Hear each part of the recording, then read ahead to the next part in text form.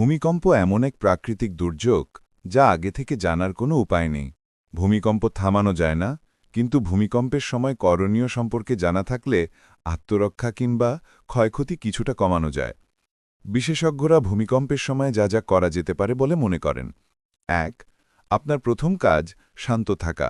ভূমিকম্প হলে আতঙ্কিত হবেন না। ২. কম্পনের সময় বিছানায় থাকলে বালিশ দিয়ে মাথা অথবা খাটের বা টেবিলের নিচে অবস্থান করুন। ৩. রান্নাঘরে থাকলে গ্যাসের চুলা বন্ধ করে জলদি রান্নাঘর থেকে বেরিয়ে আসুন। ৪. ভীম কলাম বা পিলারের সাথে আশ্রয় নিন। ৫.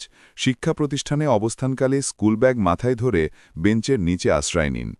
৬. ঘরের বাইরে থাকলে গাছ, উঁচু বাড়ি, বৈদ্যুতিক খুঁটি থেকে দূরে গিয়ে খোলা স্থানে আশ্রয় নিন। ৭. একবার কম্পন হওয়ার পর আবারও কম্পন হতে পারে, তাই সুযোগ বুঝে বের হয়ে খালি জায়গায় আশ্রয় নিন। ৮.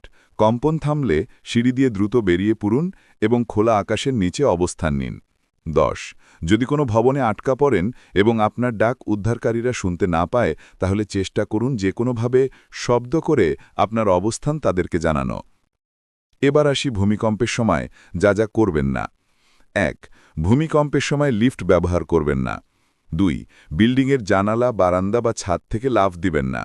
৩. ভাঙা দেয়ালের নিচে সাপোর্ট চাপা পড়লে বেশি নড়াচড়া করার চেষ্টা করবেন না। ৪. কাপড় দিয়ে মুখ ঢেকে রাখুন যেন ধুলাবালিতে প্রবেশ করতে না পারে। ৫. গার্মেন্টস ফ্যাক্টরি, হাসপাতাল, মার্কেট অথবা সিনেমা হলে থাকলে বের হওয়ার জন্য দরজার সামনে ভিড় কিংবা ধাক্কাধাক্কি না করে ২ হাতে মাথায় দিয়ে বসে পড়ুন। ভূমিকম্পের সময় সবচেয়ে জরুরি মাথা ঠান্ডা রাখা। ভয় কিংবা আতঙ্কিত না হয়ে মাথা ঠান্ডা রাখলে আপনার নিজের পাশাপাশি অন্য অনেকের প্রাণ রক্ষায় ভূমিকা পালন করতে পারেন। তাই নিজে জানুন এবং অন্যকে জানান এবং প্রস্তুত থাকুন নিজের জন্য, সবার জন্য।